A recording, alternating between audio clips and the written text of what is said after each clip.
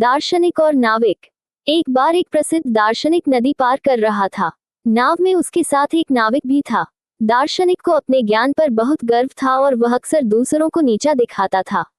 नाव में बैठे बैठे दार्शनिक ने नाविक से पूछा, क्या तुमने कभी दर्शन शास्त्र पढ़ा है? नाविक ने सिर हिलाते हुए कहा, नहीं जनाब, मैंने कभी यह सब नहीं पढ़ा। दार्शनिक ने उपेक्षा से कहा, तो तुमने अपने जीवन का 1/4 हिस्सा बेकार कर दिया।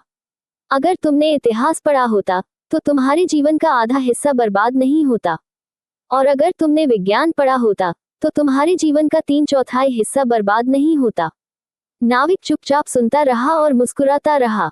थोड़ी देर बाद नदी में तेज तूफान आ गया।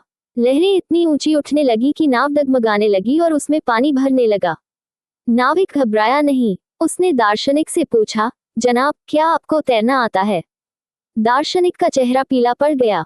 उसने कांपते हुए कहा, नहीं, मुझे तैरना नहीं आता। नाविक ने गंभीरता से कहा, तो जनाब, लगता है आपने अपने जीवन का पूरा हिस्सा बर्बाद कर दिया है, क्योंकि नाव डूबने वाली है। कहानी से शिक्षा। ये कहानी हमें सिखाती है कि किताबी ज्ञान महत्वपूर्ण है, लेकिन व्यवहारिक ज्ञान और जीवन जीने की कला उससे कहीं अधिक महत्वपूर्ण है।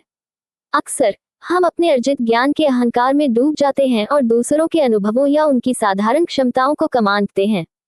लेकिन जीवन की वास्तविक चुनौतियों में वही व्यवहारिक कौशल हमारे काम आते हैं जिन्हें हम अक्सर मामूली मानकर नजरअंदाज कर देते हैं।